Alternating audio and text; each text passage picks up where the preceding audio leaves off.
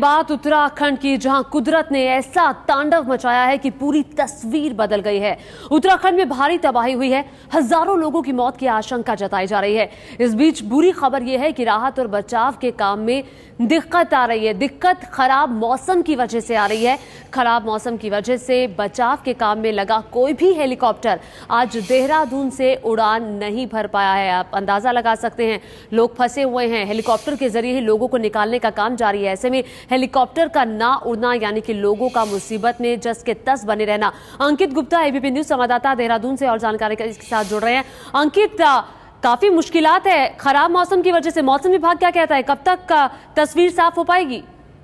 क्योंकि अगर हम पिछले 2-3 दिनों में देखते हैं तो सोमवार के बाद से यानी कि मंगलवार और बुधवार को जो दिन ऐसा था कि खुला हुआ दिन था, सूर्य देवता के दर्शन हो रहे थे, लिहाजा जो रेस्क्यू का काम था वो आसानी से चल रहा था। बचाव दल वहां पर पहुंच रहे थे और लोगों को बचा रहे थे। लेकिन आज सुबह से एक भी जो हेलीकॉप्टर, एक भी चॉपर यहाँ से टेक ऑफ नहीं किया है। जितने भी हेलीकॉप्टर हैं वो इस वक्त देहरादून के जॉली ग्रैंड एयरपोर्ट पर ही खड़े हुए हैं। सेना के ये हेलीकॉप्टर्स हैं और फिलहाल यहाँ पर न सिर्फ सेना के जवान बल्कि सेना का जो आर्मी मेडिकल कोर है यानी कि डॉक्टरों की जो टीम है, जिनको उन जगहों पर भेजा जाना था जहाँ पर लोग फंसे हुए हैं, वो टीम भी अभी तक रवाना नहीं हो पाई है। क्योंकि सुबह से एक भी हेलीकॉप्टर यहाँ से फ्लाई नहीं किया है। और फिलहाल जब हमने यहाँ के अधिकारियों से बात की है, उन्होंने साफ किया है कि जिन इलाकों में इन हेलीकॉप्टर्स को जाना है वहां पर हालात इस समय खराब है, मौसम खराब है, लिहाजा एक भी हेलीकॉप्टर को अभी तक रवाना नहीं किया गया है।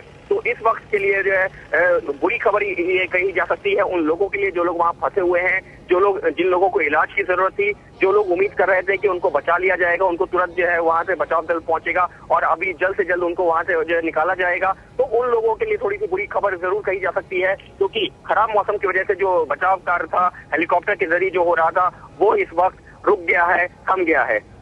बिल्कुल, राहत और बचाव में परेशानी। अंकित, आप अपनी नजर बनाए रखिएगा, आपके पास हम फिर आएंगे। अभी के लिए बहुत शुक्रिया।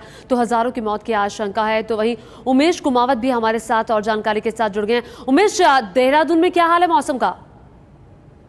देहरादून में मौसम ठीक है, लेकिन देहरादून से आगे यहाँ से अगर चॉपर उड़ता है तो वो ऊपर जा नहीं पा रहा है। केदारनाथ की तरफ मौसम काफी खराब है, बद्रीनाथ की तरफ काफी खराब है। और इसमें मौसम खराब होने की वजह सुबह से 6 बजे से यहाँ पे कोई चॉपर उड़ नहीं पाया है।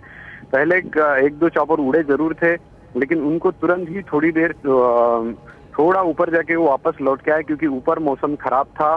काफी फॉग है, विजिबिलिटी काफी कम है। अभी जो है सांसद सतपाल महाराज भी यहाँ से गए थे, ऊपर जा रहे थे जायजा लेने के लिए, लेकिन थोड़ी आगे गए और उनको भी वापस लौटना पड़ा है, क्योंकि ऊपर विजिबिलिटी काफी लो है, मौसम खराब है, जिसकी वजह से कोई भी चॉपर ऊपर नहीं जा रहा है। जिसकी वजह से उन्होंने भी कहा कि राहत और जो बचाव का कार्य, खासतौर पर जिन लोगों को ऊपर से लाया जा रहा है, उसमें काफी दिक्कतें हो रही है। ज्योति जी, तो उमेश बता रहे हैं कि काफ़ी दिक्कतें हो रही हैं। हालांकि देहरादून में मौसम साफ है, लेकिन जहां पर इन चॉपर को जाना है, इन हेलीकॉप्टर्स को जाना है, वहां पर मौसम खराब है। हालांकि कोशिश आज ज़रूर हुई थी और उड़ान ना भरी गई थी, लेकिन ऊपर विजिबिलिटी काफ़ी ज़्यादा कम है। इसकी वजह से चॉपर वापस आ गए। तो हालात बुरे हैं, मौसम की मार पड़ी है।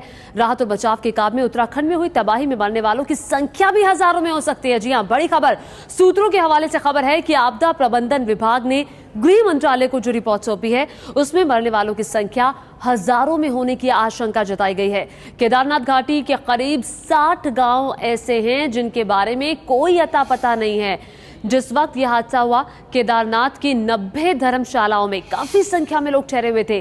केदारनाथ के आसपास के 3 कस्बों तक तो राहत और बचाव की टीम पहुंच भी नहीं पाई है।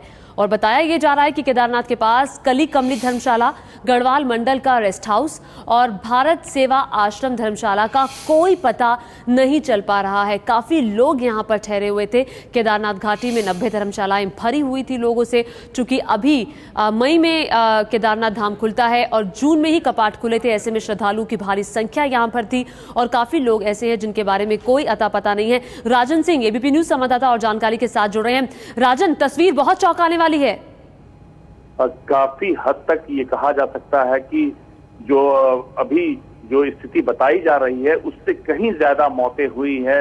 और जो आपदा प्रबंधन विभाग ने जब कल रिव्यू मीटिंग हो रही थी गृह मंत्रालय में, उस दौरान ये रिपोर्ट सौंपी थी, उसमें साफ तौर पर कहा गया है कि केदारनाथ से ऊपर 3 कस्बे हैं, गुप्तकाशी, अगस्त मुनि और कुंड, वहां तक वो नहीं पहुंच पाए हैं। और इसके अलावा जो केदारनाथ में जो मंदिर के सामने काली कमली भारत सेवा आश्रम और गढ़वाल विकास मंडल के जो धर्मशाला और होटल थे वो पूरी तरीके से नष्ट नाबूद हो गए हैं और उसमें हजारों की संख्या में यात्री थे जिनका अब तक कोई अता पता नहीं है और ये आशंका जताई जा रही है कि वो बाढ़ के साथ बह गए हैं। तो ऐसे में मौत की संख्या काफी ज्यादा हो सकती है। इसके अलावा रामबाड़ा जो कस्बा है जहां पर बाजार और वहां के हजारों व्यापारियों का अब तक पता नहीं चल पा रहा है और वहां पर पहुंचने में दिक्कत हो रही है।